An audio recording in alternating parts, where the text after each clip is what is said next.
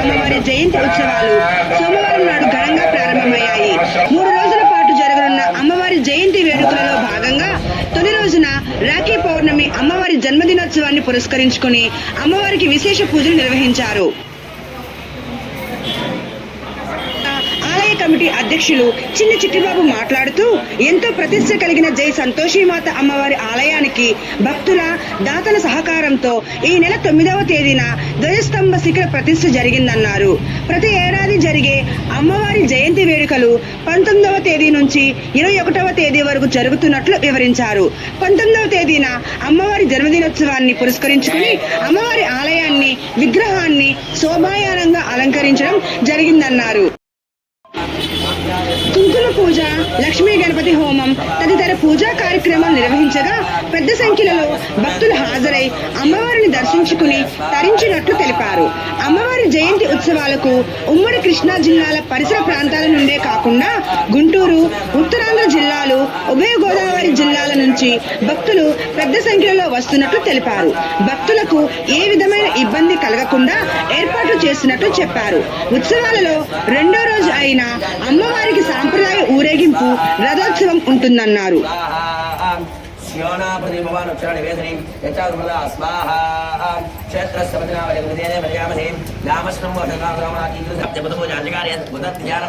ఆమె కృపకు పాత్రలు కావాలని చిట్టిబాబు ఈ సందర్భంగా కోరారు. ఈ ఉత్సవాల ప్రారంభ రోజున ఆలయ కమిటీ ప్రతినిధులు శ్రీమండ్ర Nageswararao, yes Markandeyulu, Jonna Nani, Chinni Lakshmi, S Srinivasaraju, P Satyanarayanaraju, P Peddiraju తదితరులు పాల్గొని ఏర్పాట్లను పర్యవేక్షించారు. రాఖీ పౌర్ణమి సందర్భంగా పురస్కరించుకుని అమ్మవారి పాదాల వద్ద ఉంచిన రాఖీలను భక్తులకు అందజేశారు. 21వ తేదీన అన్నప్రసాద వితరణ వేలాది మందికి జరుగుతుందని, అమ్మవారి అన్నప్రసాదాన్ని స్వీకరించి భక్తులంతా ఆమె కృపకు పాత్రలు కావాలని చిట్టిబాబు ఈ సందర్భంగా కోరారు. ఈ ఉత్సవాల ప్రారంభం రోజున ఆలయ కమిటీ ప్రతినిధులు శ్రీమండ్రి Nageswararao, yes Markandeyulu, Jonna Nani, Chinni Lakshmi, S Srinivasaraju, P Satyanarayanaraju, P Peddiraju తదితరులు పాల్గొని ఏర్పాట్లను పర్యవేక్షించారు. రాఖీ పౌర్ణమి సందర్భంగా పురస్కరించుకుని అమ్మవారి పాదాల వద్ద ఉంచిన రాఖీలను భక్తులకు అందజేశారు.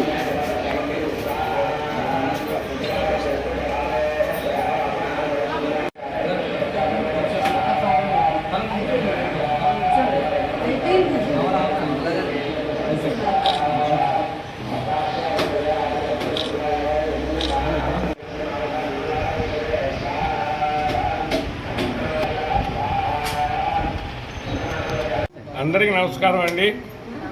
సంతోషిమాత దేవాలయం ఈ నెల 9, 10, 11 ఆ 3 రోజులు కూడా అమ్మవారి. అందరికీ నమస్కారం అండి. సంతోషిమాత దేవాలయం ఈ నెల 9, 10, 11 ఆ 3 రోజులు కూడా అమ్మవారికి ధ్వజస్తంభం శిఖర ప్రతిష్ఠ జరిగింది. మరి ఎమ్మటే అమ్మవారి పుట్టినరోజు ప్రతి సంవత్సరం చేసేలాగే, అంటే మొన్న జరిగిన కార్యక్రమానికి మాకు దూరం నుంచి కొన్ని జిల్లాల నుంచి వస్తారు భక్తులు. వారు ఎప్పుడు కూడా సంతోషిమాత పుట్టినరోజుకే వస్తారు కాబట్టి వెంటనే ఈ కార్యక్రమం కూడా చేయవలసి వచ్చింది. కాబట్టి ఖచ్చితంగా ఈ కార్యక్రమం కూడా నిర్వర్తిస్తున్నాం. ఇవాళ మొదటి రోజు అమ్మవారికి ఇవాళ లక్ష్మీ గణపతి హోమం జరుగుతుంది. తర్వాత రేపు అమ్మవారి గ్రామ ఊరేగింపు, సాంప్రదాయక ఊరేగింపు జరుగుద్ది. వెల్లుండి మట్టికి అమ్మవారి సన్నిధిలో అన్నదానం జరిగింది. మరి భక్తులు అనేక ప్రాంతాల నుంచి వస్తూ మాకు ఇక్కడ సహాయ సహకారాలు అందిస్తున్నారు. మరి చాలా వైభవంగా ఎమ్మటెమ్మటే కార్యక్రమం జరగడం అంటే ఎంతో ధనవంతులకైతే జరిగింది. కానీ మరి ఈ ప్రాంతంలో మరి మేము చేయటం చాలా గొప్ప విషయం. అమ్మవారి ఆశీస్సులు ఆమె రప్పించుకుంటుంది ఈ సంపద అంతా కూడా. అలాగే మాకు ఎక్కువగా ఈ ప్రచారం, ఇక్కడ సంతోషిమాత దేవాలయం ఉంది, మీరందరూ దర్శించుకోండి అన్న విధంగా మీడియా వారు కూడా మాకు ప్రతి సంవత్సరం కూడా చాలా గొప్పగా మీడియా అమ్మని బాగా ప్రచారం చేశారు, బాగా అమ్మవారిని చూపించారు. కాబట్టి భక్తులు ఎక్కువగా పెరిగారు.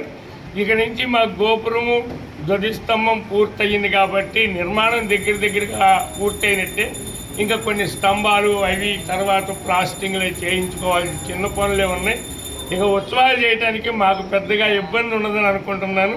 చాలామంది భక్తులు వచ్చి విరాళాలుగా సహాయ సహకారాలు అందిస్తున్నారు కాబట్టి వారందరినీ కూడా అమ్మ ఆయుర ఆరోగ్యాలు ఇచ్చి వారికి అష్టైశ్వర్యాలు ఇచ్చి వారి ఎన్నింటి అమ్మ కాపాడాలని మరి వారందరినీ కూడా చూడాలని కోరుకుంటున్నాను. అందరికీ నమస్కారం అండి. గత 6-7 సంవత్సరాలు బట్టి నేను ఇక్కడికి వస్తున్నానండి. విజయవాడలో నాకు తెలిసిన వాటికి సంతోషి మాత గుడి ఇదేనండి.